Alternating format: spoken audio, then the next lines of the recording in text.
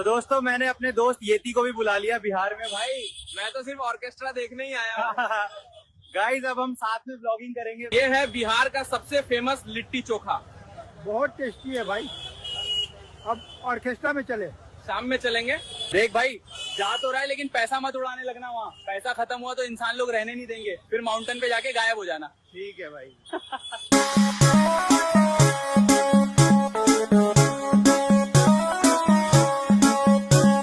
नैन तो हर कजरारी दिलवा पे करे बमबारी, लपके ला कमरिया ऐसे जैसे लपके बसवारी। सॉरी